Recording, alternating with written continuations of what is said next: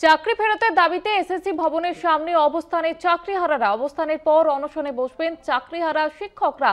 আপনাদের জানিয়ে রাখবো, এবার এসএসসি ভবনের সামনে অবস্থানে বসেছেন চাকরিহারারা। সুপ্রিম কোর্টের নির্দেশে 26,000 শিক্ষক এবং শিক্ষাকর্মীর চাকরি বাতিল এবং তারপরে প্রতিবাদে উত্তাল হয়ে উঠেছে বাংলা। বিভিন্ন জায়গাতে আমরা গতকালও দেখেছি ডিআই অফিস ঘেরাও করেছিলেন চাকরিহারা শিক্ষকরা।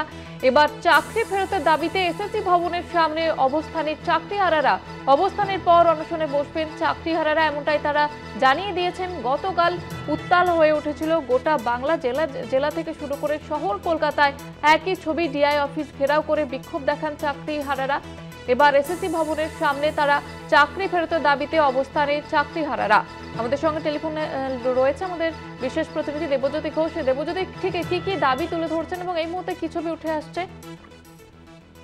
তাদের যেটা দাবি ছিল যে অবিলম্বে তাদের খোয়া চাকরি, সেই চাকরিকে ফেরত পাঠাতে হবে এবং গতকাল যেভাবে পুলিশের পক্ষ থেকে লাঠিচার্জ করা হয়েছে তারই প্রতিবাদে তারা আজকে অবস্থান বিক্ষোভ রাতভর ধরেই করছেন। কারণ গতকাল যে ঘটনা ঘটেছিল, এই চাকরিহারারা তারা কিন্তু এই অফিসের ভেতরে একেবারে তালা ভেঙে প্রবেশ করার চেষ্টা করেন। সেখানে তাদের আক্রমণের মুখে পড়েন বেশ কয়েকজন পুলিশ কর্মী এবং তারপরেই কিন্তু পুলিশের পক্ষ থেকে কড়া পদক্ষেপ নেওয়া হয়। পুলিশও কড়া লাঠিচার্জ করে। সেই লাঠিচার্জের ছবি সংবাদ মাধ্যমে ছড়িয়ে পড়েছে, যা অত্যন্ত এই মুহূর্তে রাজনৈতিকভাবে একটি চর্চিত বিষয়।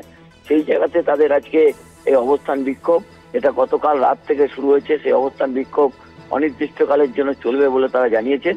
যদিও রাজ্যের শিক্ষামন্ত্রী ব্রাত্য বসু তাদের কাছে একটা 7 দিনের সময়সীমা চেয়েছেন, কিন্তু যারা চাকরিহারারা তারা বলতে চাইছেন যে রাজ্য সরকার সদার্থক ভূমিকায় নেই, শিক্ষা দপ্তর সদার্থক ভূমিকা নেই। সেই দাবিকে সামনে রেখেই তারা কিন্তু রাতভর বিক্ষোভ কর্মসূচি করছেন। ধন্যবাদ দেবজ্যোতি, আমাদের সঙ্গে ছিলেন আমাদের বিশেষ প্রতিনিধি দেবজ্যোতি ঘোষ।